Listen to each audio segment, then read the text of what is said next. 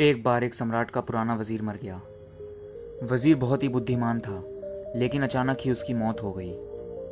तो अब नए वजीर की खोजबीन शुरू कर दी गई। साम्राज्य बहुत बड़ा था, इसलिए उसे संभालने के लिए एक बहुत ही बुद्धिमान और दूर की सोच रखने वाले वजीर का होना बहुत ज़रूरी था। पूरे राज्य में से सबसे समझदार व्यक्तियों की खोज शुरू कर दी गई। इसके लिए पूरे राज्य में तरह तरह की परीक्षाएं आयोजित की गई।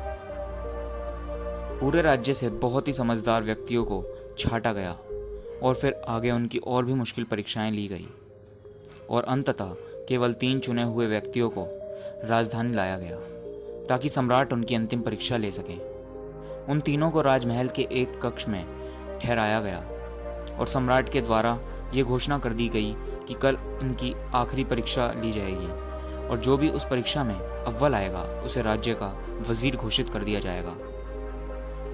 लेकिन आश्चर्य की बात तो ये थी कि शाम होते होते पूरी राजधानी में एक खबर फैल गई कि कल सम्राट कौन सी परीक्षा लेने वाला है। सारे नगर में इसकी चर्चाएं होने लगी। सम्राट एक बहुत ही अजीब परीक्षा लेना चाहता था। कल सुबह उन सबको एक महल के एक बड़े कक्ष में बंद कर दिया जाएगा और उस कक्ष के दरवाजे पर एक बड़ा सा ताला लगा दिया जाएगा। वह ताला उस राज्य के गणितज्ञों, कारीगरों और इंजीनियरों ने मिलकर बनाया था। उस ताले पर कोई चाबी नहीं लगती थी। ताले के ऊपर केवल कुछ गणित के अंक लिखे हुए थे और उन अंकों में एक पहेली छुपी हुई थी और जो उस पहेली को हल कर सकेगा वो उस ताले को खोल सकेगा। धीरे धीरे ये बात उन तीनों तक पहुंच गई कि कल उन तीनों को एक कमरे में बंद कर दिया जाएगा और बाहर एक ताला लगा दिया जाएगा जिसकी कोई चाबी नहीं है। बस उस ताले के ऊपर कुछ गणित के अंक गड़े हुए हैं जिनमें एक पहेली छुपी हुई है।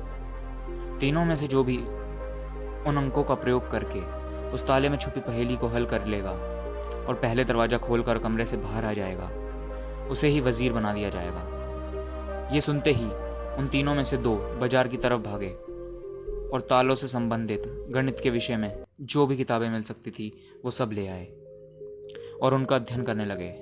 लेकिन उनमें से जो तीसरा था वो सबसे अजीब था। वो ना तो कहीं गया और ना ही कोई किताब लाया। वह तो अंधेरा होते ही आराम से सो गया। बाकी 2 ने सोचा शायद डर के मारे इसने परीक्षा में ना बैठने का निर्णय लिया है, या शायद इसे भरोसा नहीं है कि जो खबर उड़ी है वो सही है। लेकिन फिर भी उन्होंने कोई भी मौका छोड़ना सही नहीं समझा, क्योंकि ये पूरी जिंदगी में मिलने वाला सिर्फ एक मौका था। वो रात भर किताबें पढ़ते रहे। तालों के विज्ञान से संबंधित जो भी साहित्य उन्हें मिला वो सब उन्होंने पढ़ डाला।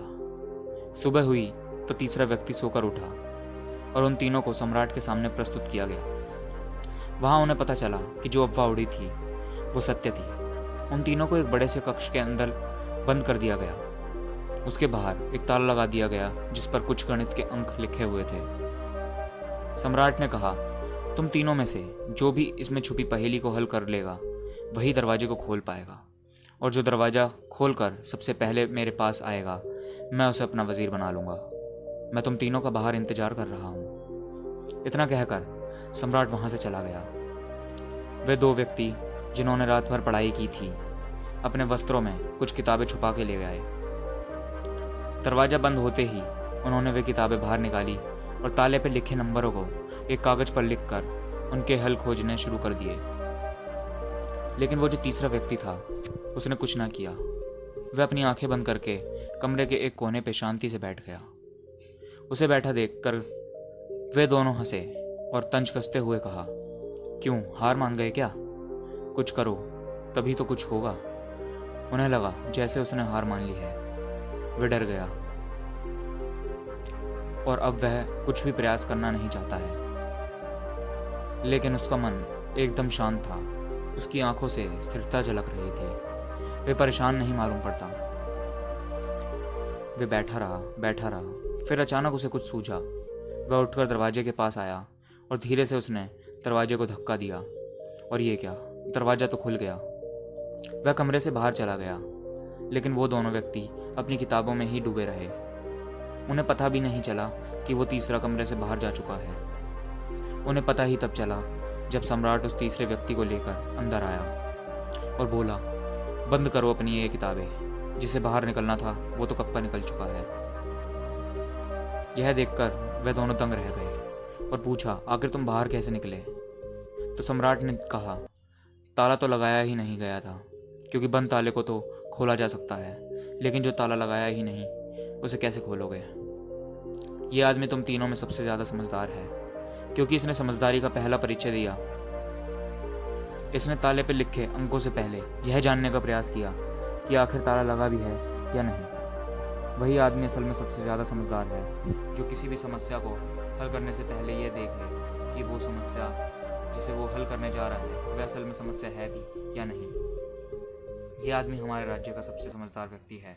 हम इसे अपना वजीर नियुक्त करते हैं। हमें इस कहानी से यह सीख मिलती है कि जब भी हमारे ऊपर कोई समस्या हो तो हमें शांत दिमाग से बैठकर पहले ये सोचना चाहिए कि जिस समस्या के लिए हम इतनी चिंता कर रहे हैं, इतनी चिंता में हम पड़े हैं, क्या असल में वह समस्या है भी या नहीं। दोस्तों, शांत दिमाग से सोचने से हर चीज़ का हल मिल जाता है।